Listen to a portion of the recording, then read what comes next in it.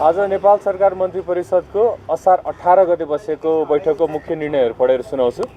पहिलो अर्थ मन्त्रालयको छ। अर्थ सम्बन्धी केही नेपाल कानुनलाई संशोधन र खारेज गर्न बनेको विधेयक संघीय संसदमा पेश गर्न स्वीकृति गर्ने। कानुन मन्त्रालयबाट छ। Agreement under the United Nation convention and the law of the sea on the conservation and sustainable use of marine biological diversity of areas beyond national jurisdiction, छोटकरीमा BBNG भन्छ, त्यसलाई अनुमोदनका लागि संघीय संसदमा पेश गर्न स्वीकृति दिने। गृह मन्त्रालयको छ। नेपाल प्रहरीमा कार्यरत 8 जना प्रहरी अतिरिक्त महानिरीक्षकहरूलाई सरुवा गर्ने। अर्को पूर्वाधार विकास मन्त्रालयको छ। विशिष्ट संरचना सञ्चालन तथा व्यवस्थापन विकास समितिको रिक्त कार्यकारी निर्देशक पदमा श्री धर्मराज खड्का धनकुटालाई नियुक्ति गर्ने। अर्को भूमि मन्त्रालयबाट छ। कमैया श्रम निषेध गर्ने सम्बन्धी पहिलो संशोधन नियमावली 2083 स्वीकृत गर्ने। अर्को शिक्षा मन्त्रालयको छ। शिक्षा 10औं संशोधन नियमावली 2083 स्वीकृत गर्ने। अर्को सञ्चार मन्त्रालयबाट छ। गोरखापत्र संस्थानको महाप्रबन्धक पदमा श्री हिक्मत बहादुर रावल कैलालीलाई नियुक्ति गर्ने। अर्को पनि सञ्चार मन्त्रालयकै छ। सुरक्षण मुद्रण केन्द्रको कार्यकारी निर्देशक पदमा श्री देवराज ढुङ्गाना मोरङलाई नियुक्ति गर्ने। अर्को राष्ट्रिय सदाचार नीति 2083 स्वीकृत गर्ने र राष्ट्रिय विज्ञापन नीति 2083 स्वीकृत गर्ने। आजका मुख्य निर्णयहरू यही नै रहेका छन्। मन्त्रीज्यू, अब रक्सी खानेलाई 50,000 जरिवाना अनि गाँजा खानेलाई कति जरिवाना राख्नुहुन्छ? त्यो अहिले सबै प्रस्तावित मात्र हो। त्यो सम्बन्धित मन्त्रालयले त्यसको बारेमा स्पष्ट बनाइसक्नु भएको छ है। छानबिन समितिले गृहमन्त्री उप छानबिन गरेर प्रतिवेदन बुझाएको महिना दिन काटिसक्यो। तपाईहरुले यो 2-4 जनाले मात्र थाहा पाउने गरी छानबिन समिति बनाउनु भएको थियो कि प्रतिवेदन किन सार्वजनिक नगरेको? त्यो प्रतिवेदन सार्वजनिक हुन्छ। त्यसको त्यो नियमित प्रक्रियामा छ। प्रक्रिया पुरा भएर सार्वजनिक हुन्छ। त्यो ब्युरोक्रेटिक प्रक्रिया हुन्छ। ब्युरोक्रेटिक प्रक्रिया पुरा भइसकेपछि त्यो सार्वजनिक हुन्छ। जस्तो मन्त्री यो समयमा मल नपाउने किसानको समस्या वर्षेनी भयो, नयाँ सरकार आयो, अहिले पनि समस्या त्यही छ। यो पालि हामीले नीति तथा कार्यक्रममा पनि बजेटमा पनि विभिन्न कार्यक्रमहरू यसको लागि हामीले गरेका छौँ। आउने बित्तिकै तुरुन्त त गर्न गाह्रो छ, तर यो क्रमशः रूपमा अहिलेको नीति तथा कार्यक्रम र बजेट हेर्नु भयो भने यसको सम्बोधन भएको छ। खेत रोपेर भ्याउने बेला भयो तर हैन, यो हुन्छ। यो व्यवस्था हुन्छ। व्यवस्था शुल्क निर्धारणको विषयमा के छ? तपाई आफै शिक्षा मन्त्री कार्यसूची पनि तय गरेको छ। हामी यो ठाउँमा रिफर्म गर्छु भने रिफर्म हाम्रो धेरै भइसकेको छ। हाम्रो 100 दिनको के कार्यक्रम भयो भनेर हामीले त्यसको लागि छुट्टै सञ्चारकर्मीहरूसँग हामी छुट्टै त्यसको कार्यक्रम राख्ने योजना बन्दै नै छ। त्यसको बारेमा यहाँलाई जानकारी हुन्छ। यो भर्ना शुल्क र शुल्क निर्धारणको विषयमा को आउनुहुन्छ त्यो छलफल हुँदै नै छ। अब मन्त्री अन्तिममा यो लाल पूर्जा वितरणको कार्य सुरु भयो भने हजुर हो के हो यो लाल पूर्जा वितरणै भइसक्यो हो कि त्यो प्रक्रिया सुरु भएको छ। पहिचान गर्दै कसलाई दिनुपर्ने हो त्यो मन्त्रालयले त्यसको काम अगाडि बढाइसकेको छ। भर्ना शुल्क र शुल्क निर्धारण तपाईहरुले बोल्नु भयो, यसको जताततै वाहवाही भयो। यसको विषयमा हरेक मैले यसमा प्रेसमा ब्रिफ गर्ने बेलामा हरेक चोटि भनेको छु। हाम्रो संघीय सरकारको क्षेत्र अधिकार कति हो, प्रदेशको कति हो, स्थानीय तहको कति हो, यहाँ मिडियाकर्मी साथीहरूलाई त्यो अवगतै छ।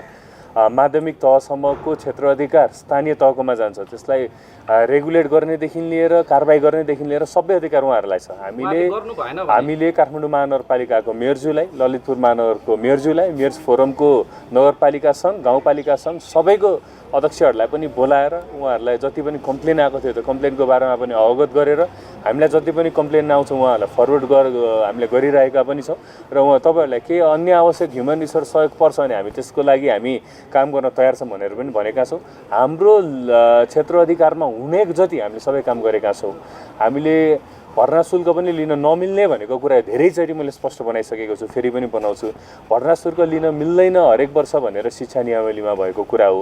हामीले जुन नियमावलीमा भएको कुरा छ त्यो अवगत गरेर हामीले प्रेस ब्रिफ एउटा निकालेका छौँ। त्यसमा अब थप कारबाही के गर्ने हो त्यो स्थानीय तहले गर्नुपर्छ र गर्नको लागि हाम्रो केही सहयोग चाहिन्छ भने हामीले त उहाँहरूलाई बोलाएरै सरकारले गर्छ गर्दैन। तपाईहरुले प्रचारबाजी यसरी गर्नुभयो। प्रचारबाजी हैन, अब त्यो काम गर्छ भन्नु प्रचारबाजी हैन त्यस्तो हैन। सरकारलाई देखाउनुहुन्छ त्यस्तो हैन। तपाईको क्षेत्र अधिकार नेपालको संविधानले माध्यमिक तहसम्मको रेगुलेट गर्ने अधिकार कसलाई राख्छ तपाईँ भन्नुहोस् त मलाई। अनि तपाईले हैन भन्नुहोस् न। स्थानीय तहलाई छ, त्यो स्थानीय तहले गर्नुपर्छ। माध्यमिक तहको स्थानीय तहको अनुसूचीमा हो। तपाईले पहिला त्यो निर्णय गर्दाखेरि त्यो किन हेर्नु होइन भन्ने प्रश्न होला। हामीले त्यो गर्दाखेरि चाहिँ हामीले अवगत गराएको हो। त्यो एकचोटि हामीले निर्णय गरेर यहाँले हेर्नुहुन्छ भने शिक्षा नियमावलीमा भएको कुरा भर्ना शुल्क हामीलाई लिइँदैछ भनेर जुन गुनासोहरू आएको थियो त्यो गुनासोलाई हामीले सम्बोधन गरेर शिक्षा नियमावली अनुसार हरेक वर्ष चाहिँ एकचोटि भर्ना लिन शुल्क लिन मिल्छ, हरेक वर्ष लिन मिल्दैन भनेर हामीले जानकारी गराउनको लागि त्यो हामीले सार्वजनिक परराष्ट्र र प्रधानमन्त्री कार्यालयको यो पासपोर्ट छपाईमा कुरा मिलिसक्यो। त्यो कुरा नमिलेकै थिएन मिल्ने भन्ने कुरै हामीले न्याय पाएनौँ, नागरिकता पाएनौँ, देशको अनागरिक भयौँ भनेर सुस्तावासीहरू माइती घर मण्डलामा दिनानुदिन आन्दोलन गरिराख्नु भएको छ। यसलाई सरकारले कसरी हेरेको छ? माइती घरको सरकारले यसलाई गम्भीर रूपमा हेरेको छ। यसको बारेमा समाधान हुन्छ। मेरो अर्को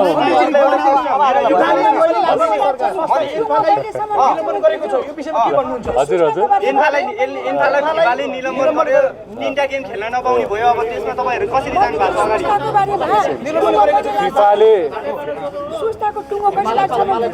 फिफाले एन्फालाई निलम्बन गरेको विषयमा म केही कुराहरू राख्छु। अहिलेसम्म हामीले हेर्दाखेरि बारम्बार सरकारबाट एन्फामा धेरैपल्ट हस्तक्षेप विगतमा भएको थियो हैन। त्यसमा अहिले एन्फामा धेरैवटा भ्रष्टाचारका उजुरीहरू पनि हामीलाई परेको छ।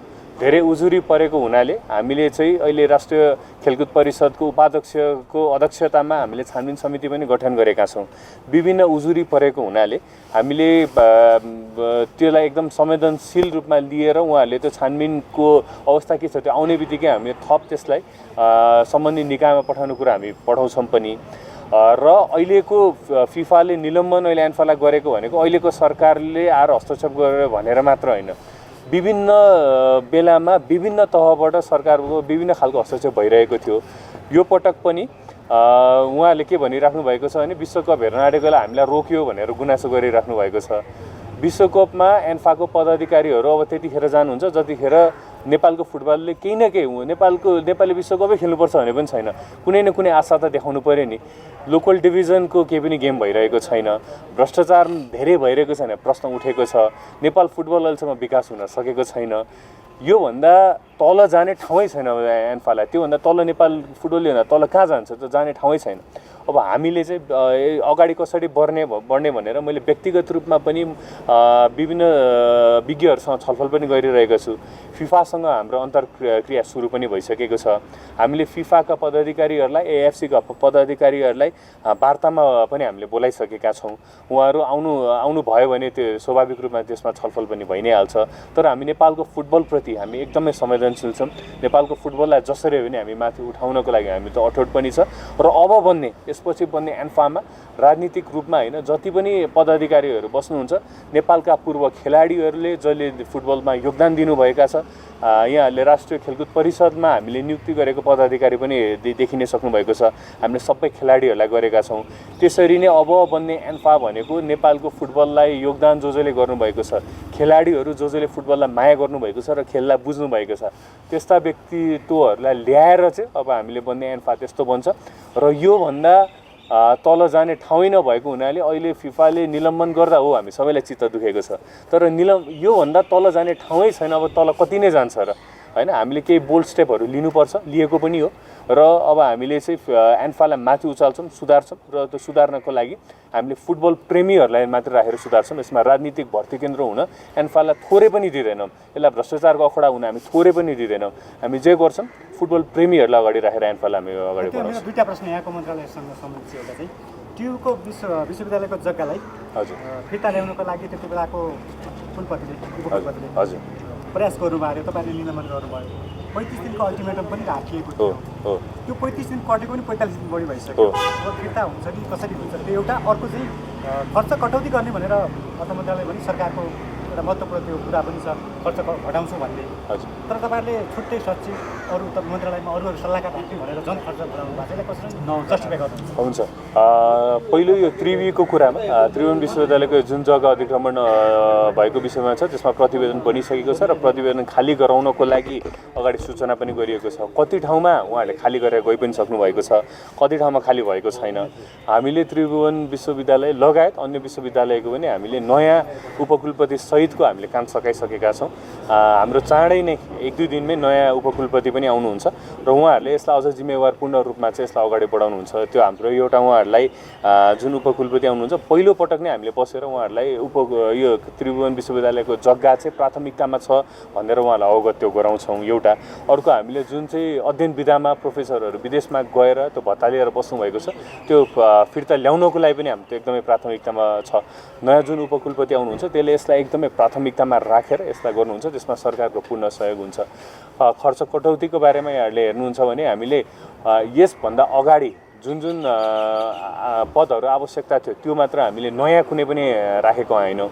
बाहिर के आएको छ भने 5 जनासम्म सल्लाहकार राख्न मिल्ने भनेर जुन न्युज आएको छ त्यसमा 1 जना मात्र वैतनिक सल्लाहकार हो, बाँकी 4 जना। कुनै मन्त्रालयमा चाहिँ 3 जना, कुनै मन्त्रालयमा 5 जना भनिएको छ।